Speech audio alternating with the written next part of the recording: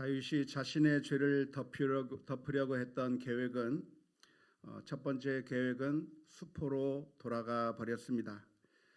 우리아를 불러서 우리아를 밧세바의 집으로 들여 보냄으로 말미암아 밧세바의 임신이 자신과의 불륜에서 나온 것이었다고 하는 것을 은폐하려고 했던 그 시도는 충성스러운 종 우리아의 그 거부로 말미암아 그가 집으로 가지 아니하고 성중에서 다른 사람들과 함께 자하고 전쟁터로 돌아감으로 말미암아 다윗의 그 계획은 실패로 돌아가 버리고 말았습니다.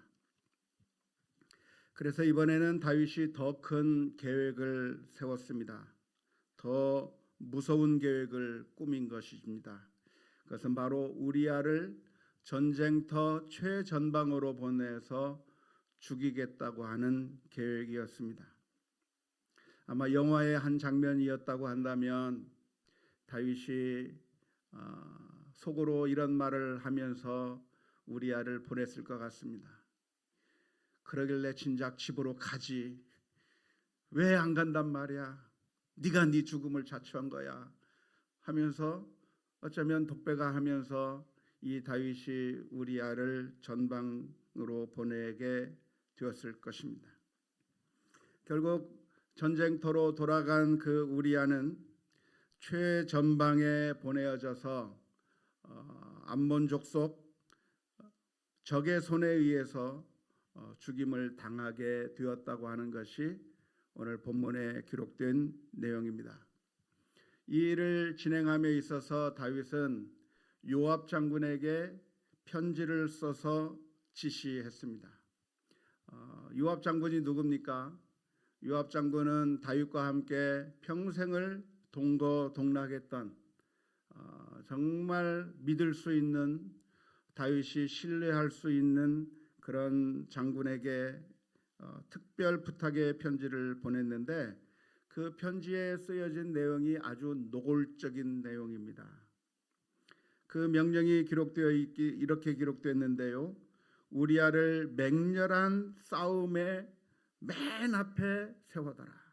전쟁을 할 때 정말 치열한 싸움이 벌어지는 그 현장 가운데 우리아를 집어넣어라 이야기하고 있고, 그리고 그렇게 우리아를 최전방 가운데 집어넣은 다음에 나머지 사람들은 뒤로 물러서라.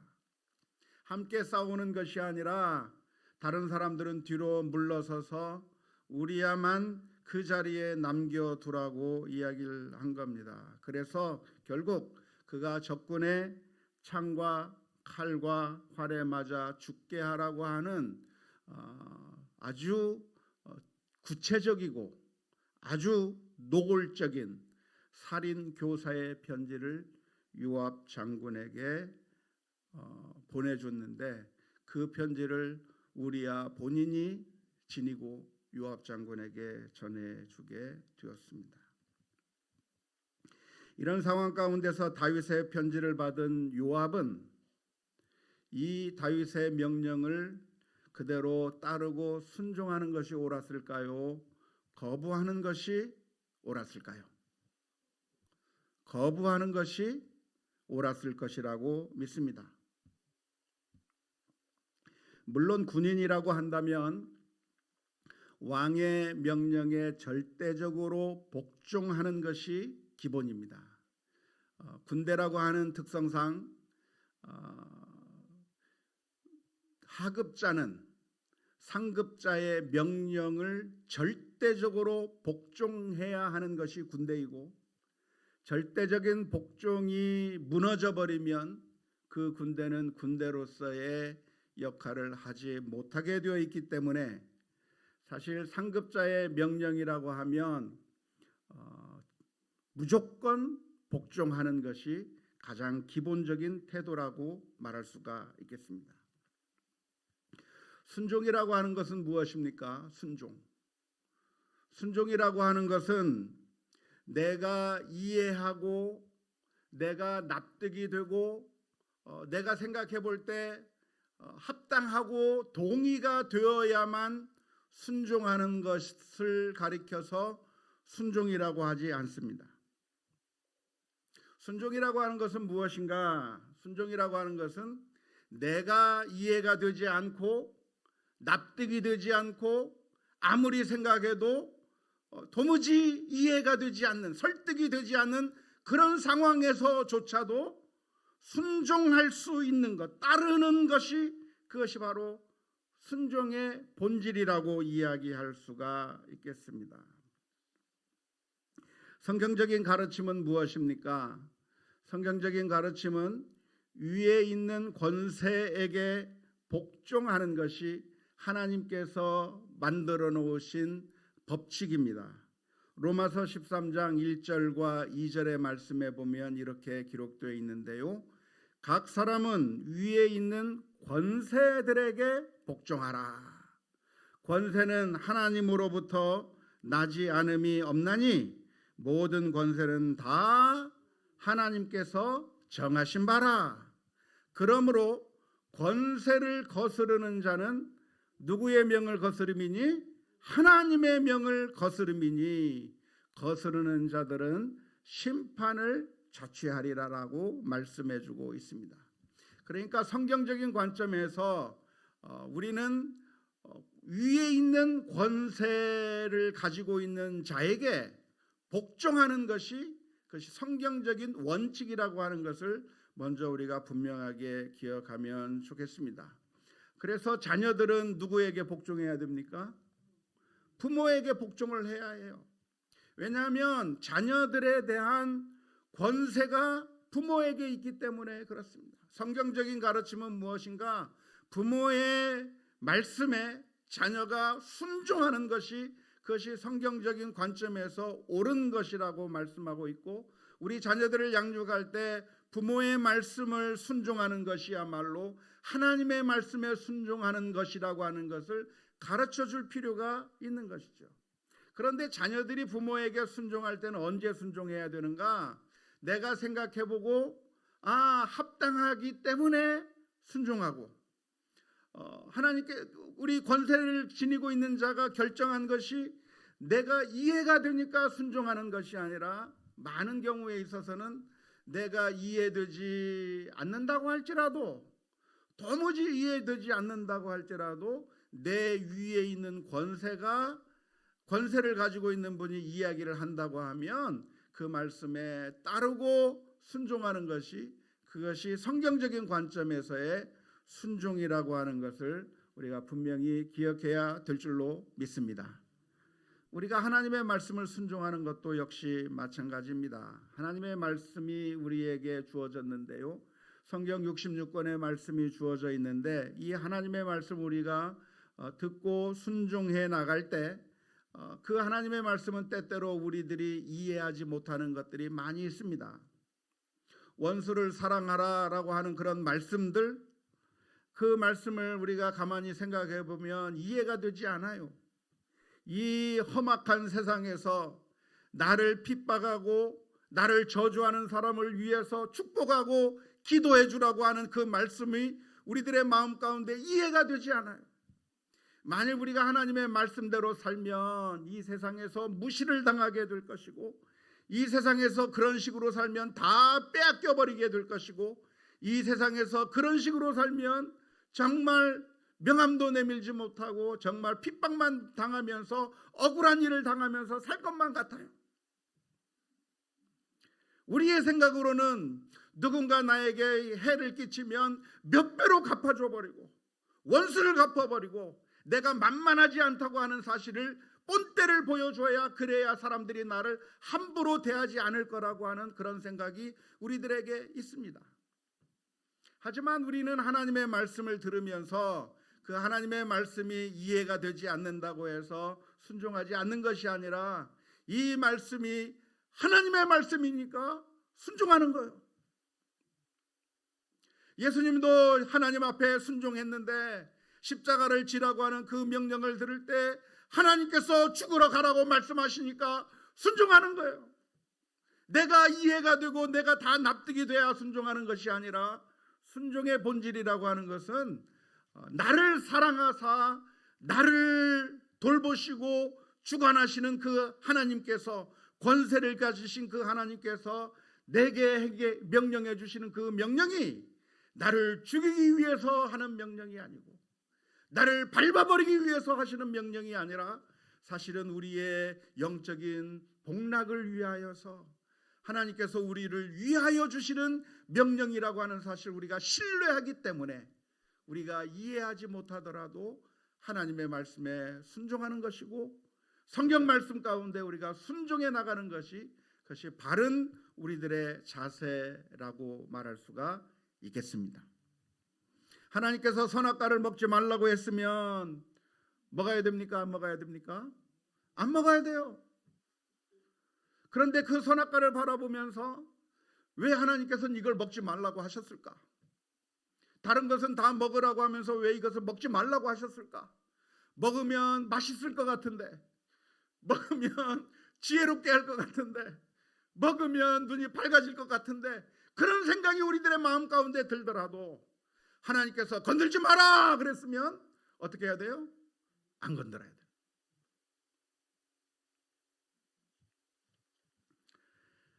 하나님이 우리들에게 말씀해 주시는 것은 하나님께서 권세를 가지고 계시기 때문에 그렇습니다.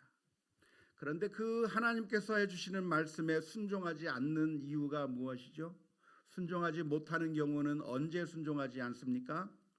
하나님의 권세를 인정할 수 없을 때 우리는 순종하지 못하는 겁니다.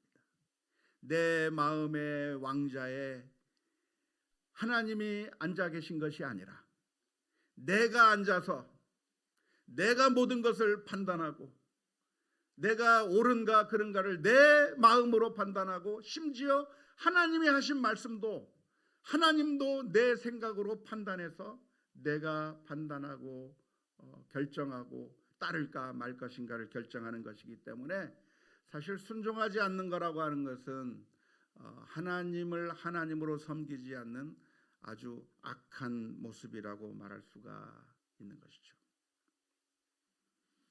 우리 자녀들이 어렸을 때 부모님 밑에서 자라면서 자녀들은 부모님을 이해하지 못합니다. 자녀들은 게임기를 가지고 놀기 시작하는데 그 게임기를 가지고 노는 게 얼마나 재밌는지 몰라요. 정말 게임기를 가지고 노는 게 정말 재밌고 너무나도 즐거워서 그 게임기 가지고 열심히 하고 있는데, 그 열심히 게임기를 갖고 있는 그 우리 자녀들을 향해서 부모님이 무슨 말을 하죠? 얘야, 이제는 게임 그만하고 자거라. 이해가 됩니까? 안 됩니까? 우리 자녀들이 이해를 해요? 못해요? 이해를 못해요. 왜 지금 자야 되는데? 왜 지금 자야 되냔 말이에요. 게임을 열심히 하고 있는데 게임 더 하고 자면 안 돼? 부모가 지금 게임을 중단하고 자라고 하는 것을 도무지 이해할 수가 없는 거예요. 3살, 4살 꼬마 아이들에게 이 말을 합니다. 얘야, 잠자려고 하는데 양치하고 자야지. 왜 양치해야 되는데요? 왜? 어제 양치했는데 왜 오늘 또 양치해야 되는데요? 이해가 안 돼요. 하지만 우리 자녀들은 부모님의 말씀을 순종해야 합니다. 왜냐하면 부모님이 권세를 가지고 있는 것이고, 그 부모님은 우리 자녀들을 괴롭히기 위해서 명령하는 것이 아니라 우리 자녀들을 못살게 굴기 위해서 게임을 그만하게 하고, 그 아이를 정말 하기 싫은 것을 하지 못하게 만들기 위해서 그런 명령을 하는 것이 아니라, 왜 그 명령을 해주시는 것이죠? 우리 자녀들을 너무나도 사랑해서 우리 자녀가 건강하게 자랐으면 좋겠고, 우리 자녀가 정말 제대로 된 인생을 살았으면 좋겠고, 성공하는 인생을 살았으면 좋겠다고 하는 그런 마음에서 우리 자녀들에게 그런 이야기를 해주면 순종하는 게 맞아요? 순종하지 않는 게 맞아요? 순종하는 것이 원칙이고 순종하는 것이 하나님의 뜻에 복종하는 것이, 그것이 하나님의 뜻에 복종하는 것이 되는 것이죠. 군인의 경우도 마찬가지입니다. 성경적인 관점은 모든 위에 있는 권세들에게 복종하는 거예요. 모든 시스템 속에서 이 사회가 사람들의 인격은 동등하지만 일을 해 나감에 있어서 상하 관계가 존재할 수밖에 없는 것이고, 어느 단체나 어느 조직을 이끌어 나감에 있어서 그 조직을 이끌어 나가는 책임자가 있고 권한을 가진 자가 있고 그 밑에서 같이 따르고 일해야 되는 시스템인데, 이 상황에서 내가 저 사람보다 못하기 때문에 순종하고 복종하는 것이 아니라, 성경적인 원칙은 나보다 위에 있는 권세에게, 어느 한 조직과 어떠한 가정과 어떠한 모든 그 그룹의 그 지도자에게 순종하는 것이 성경적인 관점에서 그게 바른 원칙이라고 하는 사실을 기억해야 할 줄로 믿습니다. 그러니까 군인도 왕의 명령을 따라야 됩니까? 따라야 되지, 안 따라도 됩니까? 따라야 되는 거예요. 하지만 다윗이 요압에게 우리야를 최전방으로 보내어서 적군의 창과 칼과 활에 맞아 죽게 만들어라고 하는 이 명령은 순종하는 것이 좋을까요? 순종을 안 하는 것이 좋을까요?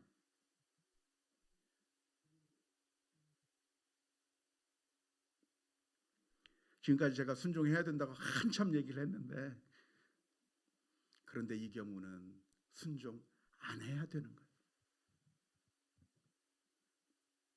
원칙은 순종하는 거예요. 원칙은 순종하는 게 원칙입니다. 이해되지 않아도 순종해야 되고, 마음에 들지 않아도 순종해야 되고, 내 마음과는 달라도 결정되었으면 따라야 되는 것이고, 그게 원칙이에요. 그렇기 때문에 군인이 왕의 명령에, 국군 통수권자의 명령을 듣는 것, 그것은 당연한 일입니다. 하지만 다윗의 이 사악한 명령에 대해서는 거부하는 것이 옳습니다. 제가 앞에 말한 거하고 지금 뒤에 말한 거하고 좀 달라서 좀 혼란스러울 수가 있겠는데요. 다윗이 내린 이 명령은 엄격하게 말해서 잘못된 명령이고 사악한 명령이며 하나님의 뜻에 반하는 일이기 때문에, 이 순간에 군인이라고 할지라도, 순종하는 것이 당연한 군인이라고 할지라도, 이 순간에는 순종하지 않고 거부하는 것이, 그것이 옳은 행동이라고 하는 사실을 우리가 기억해야 될 줄로 믿습니다. 사울왕은 부당한 명령을 내린 적이 있습니다. 다윗 일행에게 떡을 주고 먹을 것을 주고, 그리고 골리앗이 가지고 있었던 칼을 다윗에게 주었던 그 제사장이 결국 들통이 나서 사울왕 앞에 잡혀오게 됐습니다. 사울은 분노가 일어서서 이 제사장들을 죽이라고 명령했습니다. 왜 우리나라에서 지금 이 이스라엘 나라의 그 주권자가 사울 왕인데, 사울 왕의 명령을 거부하고 잘못된 일을 한 그 제사장을 향해서, 다윗을 도와준 그 제사장을 사울은 용납할 수가 없었고, 분노가 차서 그 자기 옆에 있던 호위병들에게 명령을 내렸습니다. 저 제사장의 목을 쳐라. 그래서 그때 그 옆에 있던 호위병들이 제사장의 목을 쳤었던가요? 안 쳤었던가요? 안 쳤습니다. 누가? 호위병들이 두려워하여 죽이지 않았어요. 사울 왕의 명령이지만 그 명령 앞에서 거부하는 것은 무엇을 의미해요? 내가 죽을 수도 있는, 사울 왕의 심기를 건드려서 내가 죽을 수도 있는 그 상황 가운데서 거부한 거예요. 왜? 그 일개 병사들이 보았을 때도 이것은 거부해야 될 거라고 하는 확신이 그들의 마음 가운데 들어 있었기 때문인 줄로 믿습니다.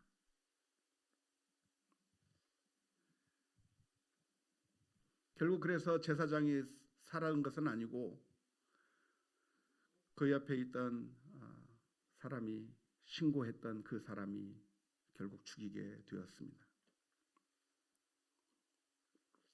여기에 우리의 문제가 있어요. 여기에 우리의 고민이 있어요. 자, 누군가 우리 위에 있는 권세 있는 사람이 어떤 일을 명령했는데, 예를 들어서 우리 부모님이 명령했는데, 혹은 우리 교회의 목사님이 명령했는데, 혹은 우리의 구역장이 이야기를 했는데, 혹은 우리의 장로님들이 말씀을 해주었고, 혹은 우리 국가 지도자가 이야기를 하고, 아니면 공무원의 그 부서장이, 혹은 우리가 일하는 곳의 사장님이나 그 어떤 분들이 명령을 했을 때 그 명령을 내가 이해할 수 없고 그 명령에 대해서 내가 납득이 안 되고 도무지 왜 이런 명령을 해주시는지 이해가 안 될 때 순종하는 것이 맞습니까? 그 명령을 거부하는 것이 옳습니까?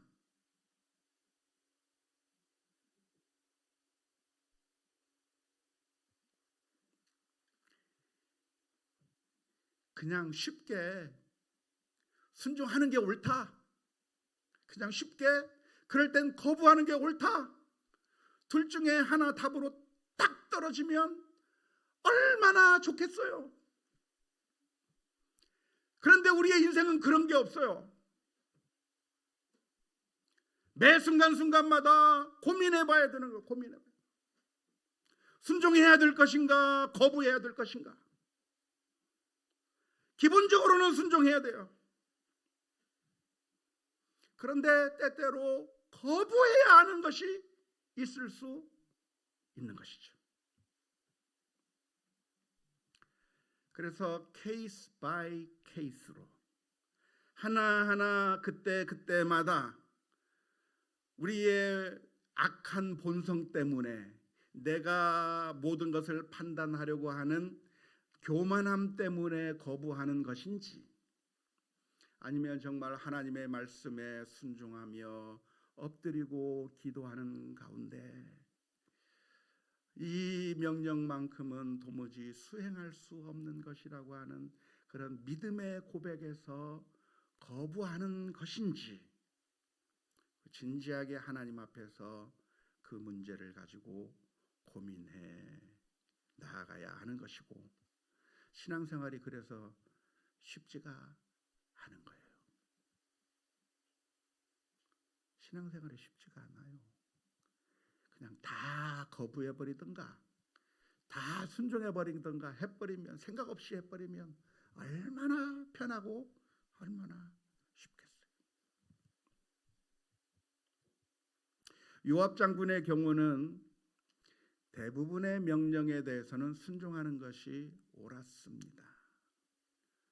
위에 있는 권세가 바로 다윗이었고, 왕이 국군 통수권자이고 자기는 장군이기 때문에 왕의 명령에 순종해야 합니다. 이 전쟁은 지는 것 같은 전쟁인데 그래도 왕이 가서 싸우라 말하면 가서 싸워야 할 필요가 있는 겁니다. 이 작전은 내가 보기에는 성공할 수 없는 작전 같은데 그래도 왕이 명령하면 순종해야만 할 수도 있습니다. 하지만 때에 따라서는 하나님 앞에서 진지하게 고민하고 질문을 던지는 가운데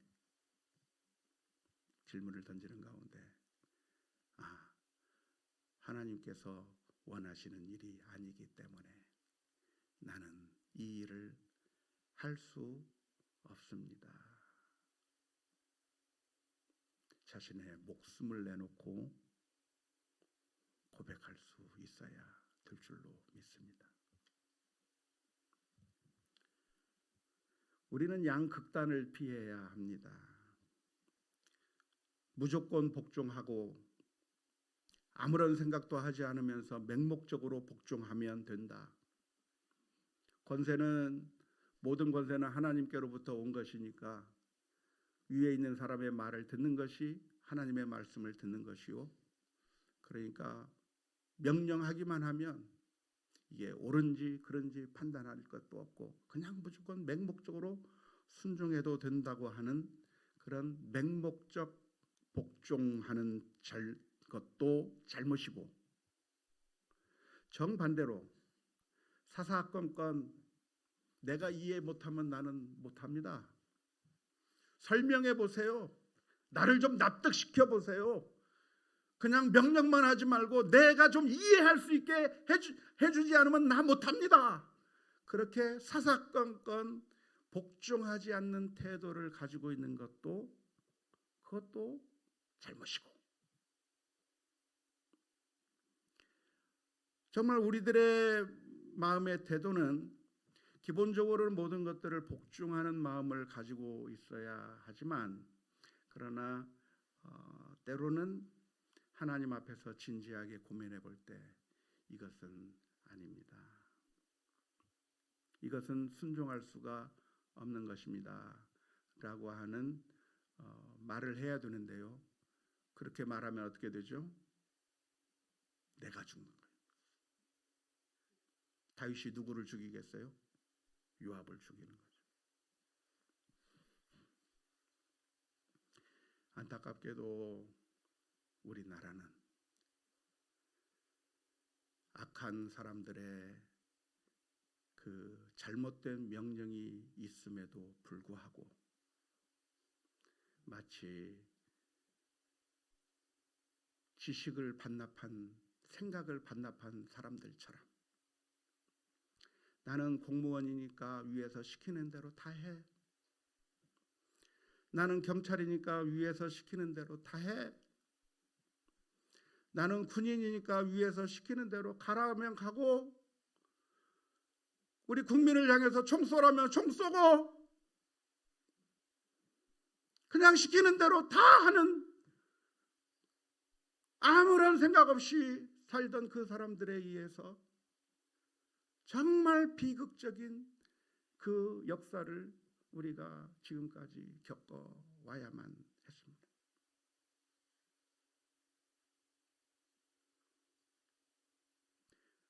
그때 우리 성도님들이 그 순간에 믿음의 모습을 보여주어야 했었던 겁니다. 아무리 총과 칼이 내 눈앞에 들어온다고 할지라도 이것은 하나님의 말씀에 맞지 않기 때문에 나는 할 수 없습니다. 그런 믿음의 고백이 정말 아쉬웠던 것이 우리의 역사입니다. 결국 우리아가 전쟁터에서 죽었습니다. 우리아는 누가 죽인 겁니까? 적군의 칼에 맞아, 화살에 맞아 죽었겠지만 결국 우리아를 죽인 것은 그 적군이 죽인 것이 아니라 다윗이 죽인 것이고, 우리아를 죽인 것은 뇌를 반납해버리고 아무 생각 없이 왕의 명령을 따랐던 요압이 죽인 것입니다.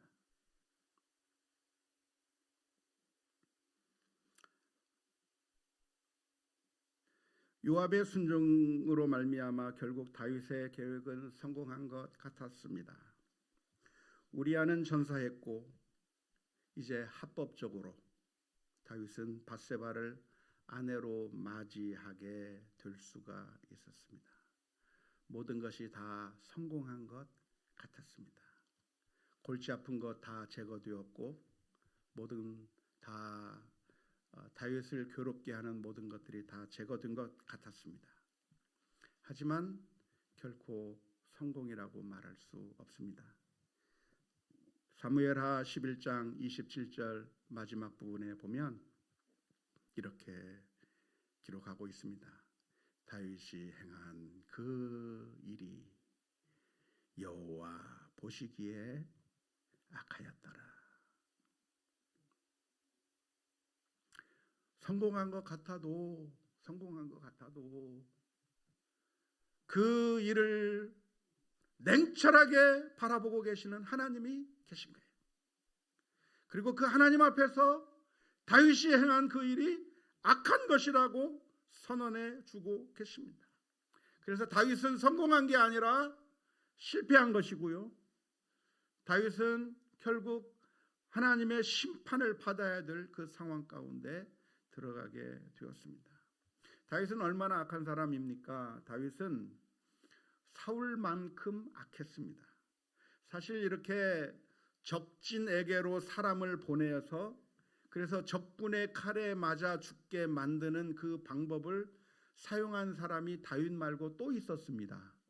누가 그런 작전을 썼었죠? 사울왕이 썼어요. 사울왕. 누구한테 썼어요? 다윗한테 썼어요. 다윗한테. 사울이 다윗을 죽이기 위해서 했던 작전이 뭡니까? 이 다윗을 내가 죽이고 싶은데 모든 사람들이 다윗에 대해서 열광하고 있으니 내가 함부로 죽일 수는 없고 결국 내가 손쉽게 내가 손 안 대고 코 푸는 방식으로 어떻게 죽여야 되겠다? 다윗을 블레셋의 전쟁터로 보내서 그 블레셋 사람들의 손에 의해서 다윗을 죽이려고 하는 계획을 짰어요. 그래서 어떻게 얘기했습니까?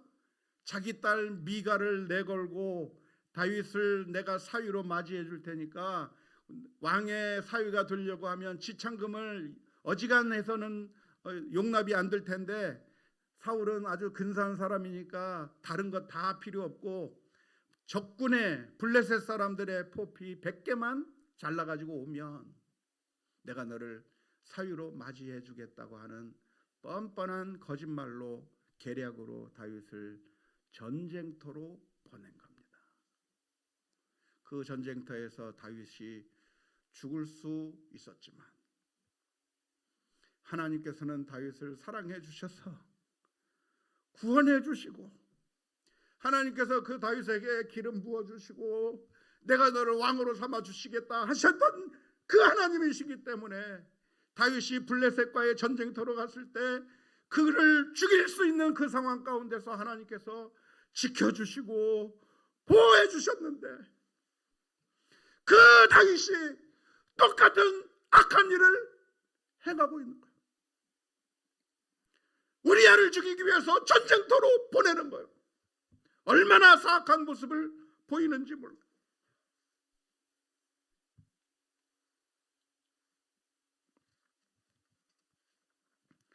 누가 더 사악합니까?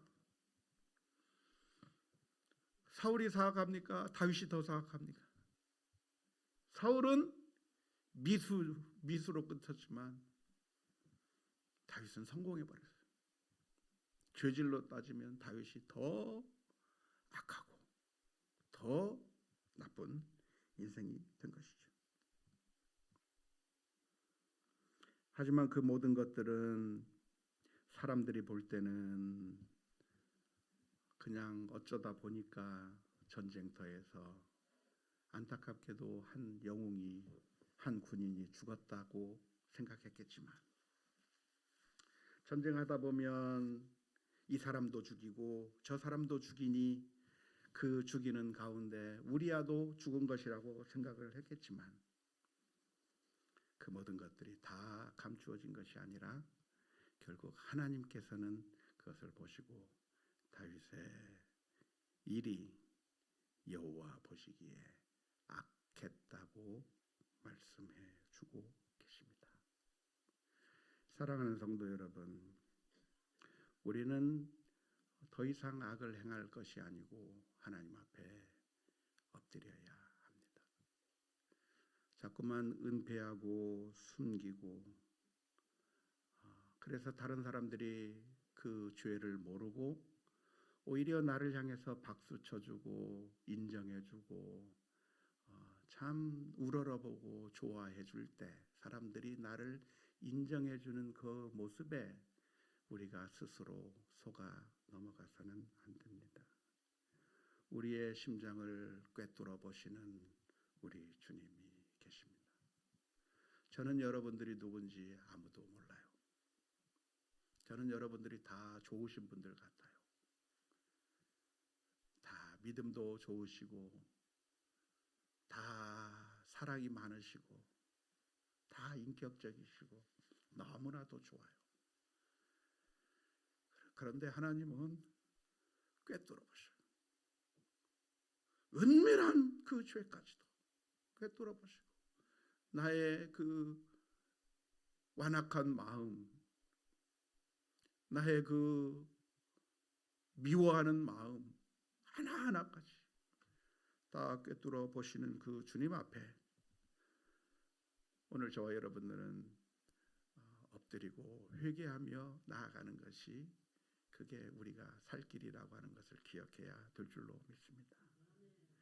다윗도 저렇게 깊은 나락에 떨어졌다고 한다면 우리는 얼마나 더더욱 더 큰 나락으로 떨어질 수 있는 가능성이 있는 사람들입니까? 그래서 예수님께서 우리를 살리시기 위해서 이 세상에 오셨습니다.